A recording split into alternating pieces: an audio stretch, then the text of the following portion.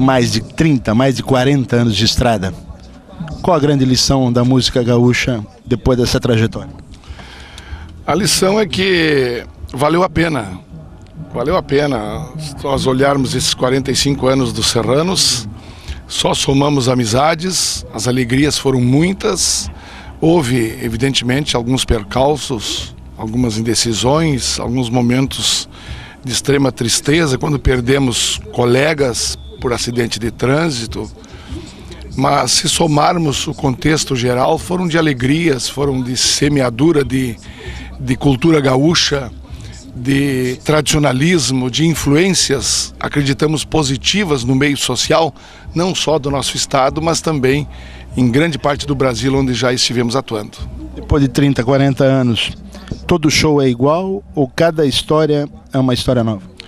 Cada show é diferente, a reação do público, o número de pessoas, a variabilidade das pessoas, a variedade das pessoas, eu diria melhor, porque vai se renovando. Um conjunto que chega a 45 anos já tocou para os avós, depois tocou para os pais e agora toca para os netos. Então há que se ter esse cuidado de seguir a mesma trilha, com não dar vaz aos modismos e levar a música gaúcha como algo sério, algo que realmente precisa ser levado ao público com aquela consistência que nós começamos lá em 1968. Obra que vinha de um exemplo positivo dos irmãos Bertucci e outros artistas da época e que depois nós solidificamos e que incorporamos o nosso estilo de tocar, de compor, mas vindo daquela escola. Qual é a principal diferença de quando tu começaste com hoje? Fator definitivo que tu percebeu assim, um diferencial? Há uma evolução toda em relação à música gaúcha. Os espetáculos, nós fomos precursores de muitos investimentos na música gaúcha. Quando nós começamos a tocar, o nosso primeiro amplificador, nós compramos de Oneide Bertucci e tinha 30 watts. Um só, com um microfone tão somente. Hoje nós temos dezenas de amplificadores com 900 watts cada um. Então as proporções aumentaram assustadoramente. Naquela época um salão lotado era 50 mesas, 55 mesas. Hoje nós tocamos bailes no Paraná, aí na cidade de Ponta Grossa, para 11.200 pagantes, em grandes ginásios, centros de eventos. Já fizemos show a céu aberto com maior número de pessoas ainda. Então os desafios são maiores e a gente está preparado, porque o nosso conjunto tem músicos de altíssimo nível que suportam essa pressão, essa exigência do público e respondem favoravelmente. Assim, até eu te diria que hoje é o inverso. A gente, quando começava, tinha medo de um grande público, né? Quanto menor, sentia melhor. Hoje é o contrário. Se tem pouco público, a gente fica até meio frustrado. Que pena que tem pouco público, mas nós gostaríamos que tivesse muita gente nos vendo. Aí que a gente rende, que se inspira muito mais. Mas, claro, sempre temos por norte prestar o nosso trabalho com a mesma dignidade, com a mesma animação, tentar ser sempre o mais animado possível, para agradar quantos estejam em nossa frente. Esse é o profissional que integra os Serranos, músico consciente da sua profissão e também da parte histórica, da parte cívica que engloba o trabalho dos Serranos, que é diferenciado de qualquer outro estilo de música. Um roqueiro, por exemplo, se preocupa eminentemente com a sua arte. A música popular brasileira se preocupa com a sua arte, com a sua cultura, lato sensu, em termos nacionais falando. Mas o tradicionalista, esse não, esse tem alguns limites que ele não pode passar.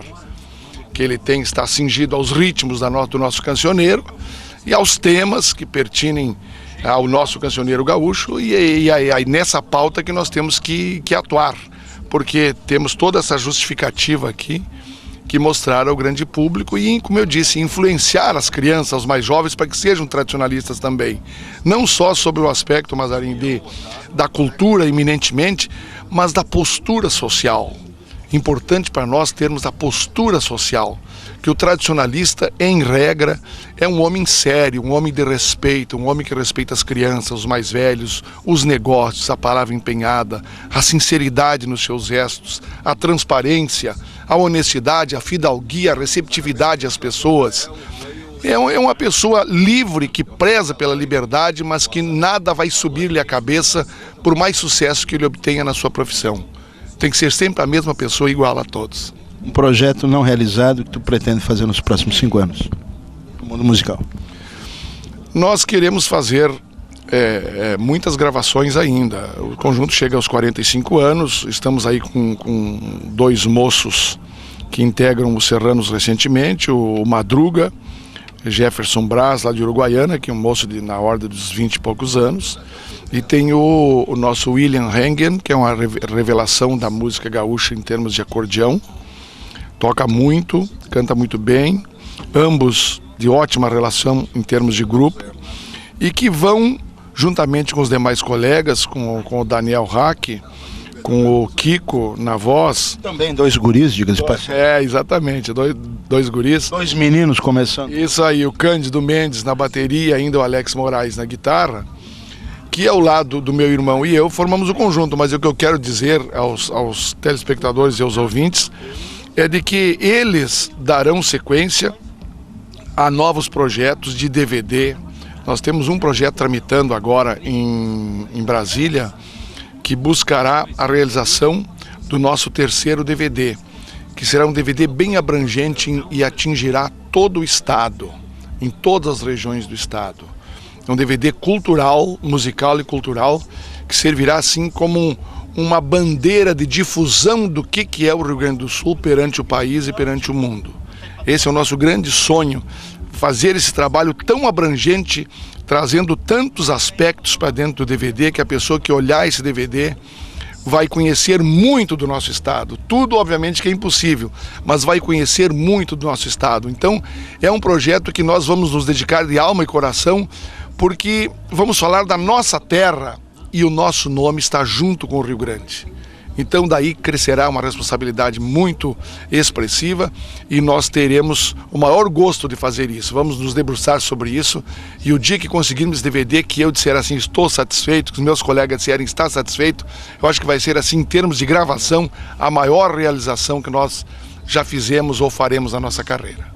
O amigo está em Mussum hoje. Mussum é uma cidade bem pequena e tem uma estrutura de Semana Farroupilha, de cidades de médio ou grande porte. Não é a primeira vez que tu te apresentas aqui. Como é que tu avalias, tu que tens o olhar externo, o olhar de artista, esses fenômenos, vamos dizer? Eu acho que tudo isso aí se deve à gestão pública bem determinada, à visão turística, à visão cívica de um grande administrador.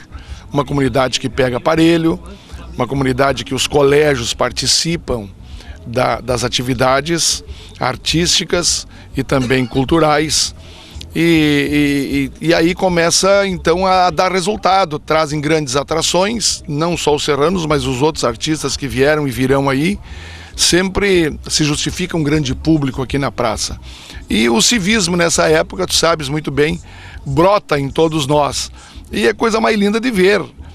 Uma festa como essa aqui, de diversos piquetes, eu diria até que o que se faz hoje em Mussum é uma miniatura do que se faz hoje no Parque Harmonia em Porto Alegre, que é uma coisa expressiva, uma festa que está ganhando uma projeção muito, mas muito importante mesmo no estado.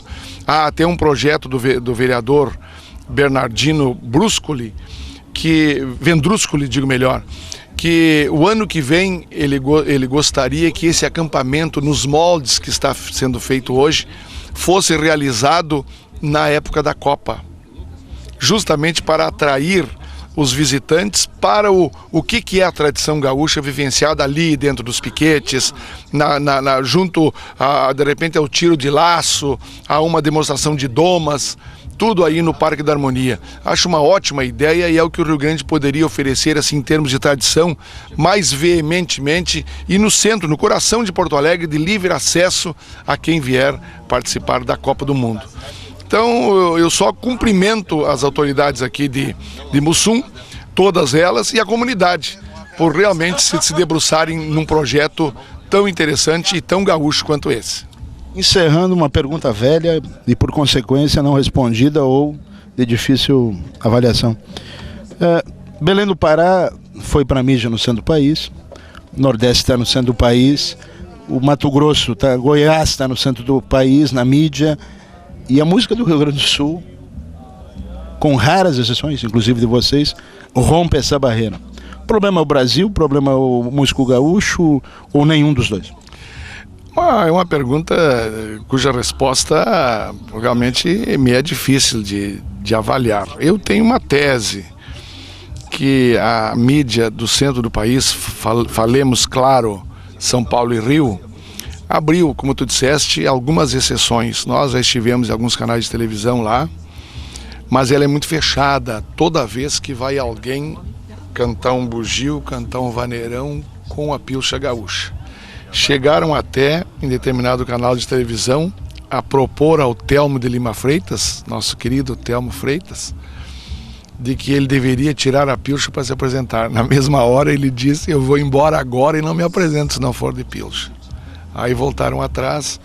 Então me parece ter assim um preconceito muito grande em relação ao nosso traje que nos identifica e que sobretudo nos diferencia do restante do país. Eu acho que é isso que os produtores de televisão nos veem lá como alguns lunáticos e não como brasileiros, né? Quem tem culpa disso? Ninguém tem culpa, nós somos assim. Nós temos que lutar e ser como nós sempre fomos e lutar pelo nosso ideal, pela nossa identidade. Agora, se o centro do país assim não nos quer reconhecer, é um problema deles.